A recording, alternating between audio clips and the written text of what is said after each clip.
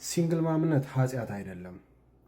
የትኛውም እህታችን የትኛውም እናታችን አንድ ወልጄ ሁለት ወልጄ ሶስት ወልጄ ሲንግል ማም እሆናለሁኝ ብላ ትዳር ውስጥ አልገባችም። who creates single mom a man ገባ?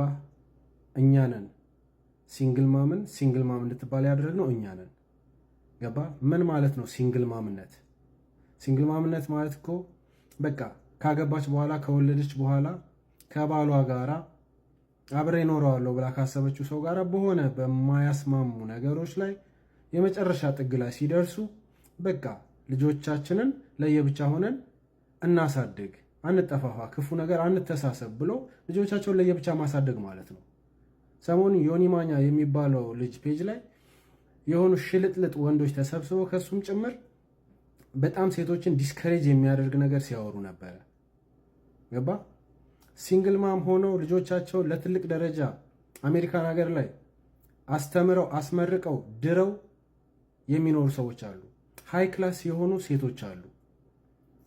ኢኮኖሚያቸውን እንዳንተ ሶሻል ሚዲያ ላይ ተጥደው ለምነው ሳይሆን በጉልበታቸው፣ በላባቸው፣ በጥንካሬያቸው፣ በእውቀታቸው ቤታቸውን ገዝተው ኢትዮጵያ ኢንቨስት እያደረጉ እዚህ ቦታ ንብረት ገዝተው ትልቅ ደረጃ ላይ ያሉ ሴቶች አሉ። ገባ? እንዳንተ አይነቶቹ ግን ሞራል የለም። ሲጀመር አንተ ኢትዮጵያዊ ሴትን ለመናገር ሞራል የለም። ኢትዮጵያዊ ሴት በጣም ስትሮንግ እና ጠንካራ ሩሩህ ሴት ናት። የምር ትንሽ ሁለት ሶስት ከአንተ ጋር ሶሻል ሚዲያ ላይ ዱቄት ተቀብተው የምታያቸው ሴቶች ሴቶችን ይወክላሉ ማለት አይደለም።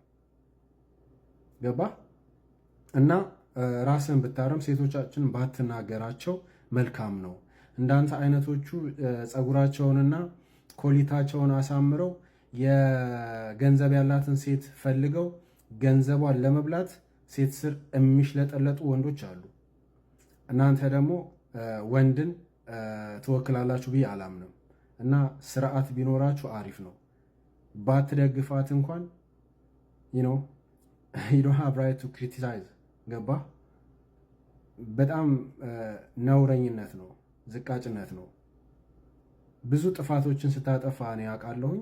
ፐርሰናሊ ከአንተ ጋር ምንም አይነት ችግር የለኝም። ግን ስፔሻሊ ኢትዮጵያዊ ሴቶችን ኢትዮጵያዊ እናቶችን የመናገር አንተ ብቃትም የለህም። ሰብስበህም ስለነሱ ባታስወራ መልካም ነው። ቴንክ ዩ